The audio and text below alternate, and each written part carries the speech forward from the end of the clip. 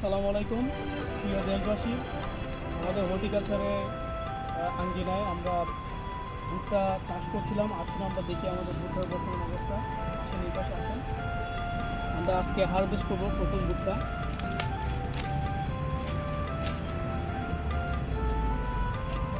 এই হচ্ছে আমাদের ভুট্টার, মাশাআল্লাহ খুব সুন্দর সোনালী কালার দেখতে পাচ্ছেন।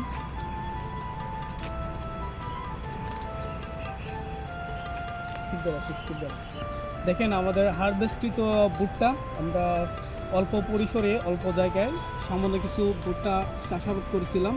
এই হচ্ছে আমাদের ভুট্টার ফলন। মাশাআল্লাহ দেখতেই পাচ্ছেন কত সুন্দর কাঙ্ক্ষিত আমাদের ভুট্টা চাষাবাদ, ভুট্টার ফলন হয়েছে। আমাদের খুবই ভালো লাগতেছে। এগুলো হচ্ছে আমাদের হাতের তৈরি।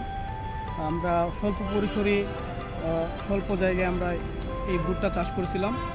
আপনারা দেখেন এই পাশে দেখেন কি গোল্ডেন কালার, একদম জেনুইন। আপনারা জেনে খুশি হবেন যে আমরা কোনো ধরনের কেমিক্যাল সার ব্যবহার করিনি, শুধুমাত্র অর্গানিক সার ব্যবহার করেছিলাম।